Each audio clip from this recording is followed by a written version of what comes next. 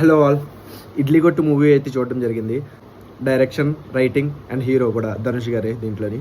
So ఇది completely ఒక drama and emotional story. ఇది కొంచెం సీరియల్ డ్రామాలా అయితే ఉంటుంది. కొంచెం పేషెన్స్తో చూసే వాళ్ళకైతే సినిమా నచ్చుద్ది. బట్ యూత్కి, జనరేషన్కి ఇలాంటి వాళ్ళకైతే కొంచెం నచ్చకపోవచ్చు కూడా ఈ సినిమా. బికాజ్ స్లో నెరేషన్ ఉంటుంది మొత్తం స్టోరీ అంతా కూడా, అండ్ ఫుల్ డ్రామా ఉంటుంది. ఈ స్టోరీ అంతా కూడా ఒక ఇడ్లీ కొట్టు మీదే రన్ అవుతూ ఉంటుంది.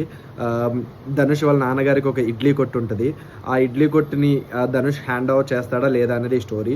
ధనుష్ గారికి ఇడ్లీ కొట్టుని హ్యాండిల్ చేయడం ఇష్టం లేక తను సిటీ వెళ్ళిపోతారు. ఇక్కడ జరిగిన సన్నివేశాలు ఏమిటి, అట్లాగే ఇడ్లీ కొట్టుని టేక్ ఓవర్ చేస్తాడా లేదా, టేక్ ఓవర్ చేసిన తర్వాత ఎట్లా జరుగుతుంటది అనేది ఈ స్టోరీ ప్లాట్ వచ్చేసి.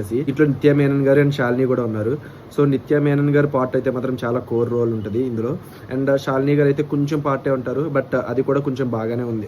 పర్టికులర్ కొంచెం స్లో నరేషన్ ఉంది. అండ్ ఫస్ట్ పార్ట్ వచ్చేసి కొంచెం బాగుందనే చెప్పొచ్చు, చూడాలనిపిస్తూ ఉంటుంది. అండ్ సెకండ్ పార్ట్లో కొంచెం ల్యాగ్ చేశారు. కొంచెం కాదు, మొత్తం సినిమా అంతా ల్యాగ్ లాగే ఉంటుంది. But yeah, compare to the first part, second పార్ట్లో ఇంకా కొంచెం ల్యాగ్ అయ్యి. పర్టికులర్గా ఎమోషనల్ డ్రామాస్ అయితే మాత్రం చాలా బాగా పండాయి. అండ్ మ్యూజిక్ మాత్రం సూపర్ కొట్టారు. ప్రతి ఎమోషన్కి మ్యూజిక్ మాత్రం ఎగ్జాక్ట్గా యాప్ట్ అయింది. ఆ మ్యూజిక్ వల్లే కొంచెం మన అందరికీ కూడా కనెక్ట్ అవుద్ది. ఫ్యామిలీ ఆడియన్స్కి అయితే మాత్రం ఇది ఖచ్చితంగా నచ్చుద్దనే చెప్పొచ్చు. బట్ జనరేషన్ లాంటి వాళ్ళకి మాత్రం కొంచెం నచ్చకపోవచ్చు. మేబీ ఈ స్లో నెరేషన్స్ ఇవన్నీ కూడా వీళ్ళకి యాప్ట్ అవ్వకపోవచ్చు. సో ఓవరాల్గా మూవీ అయితే చాలా simple plot, simple story and pure emotional drama అలా ఉంటుంది. అండ్ ధనుష్ గారు యాక్టింగ్ మాత్రం చాలా బాగా చేశారు.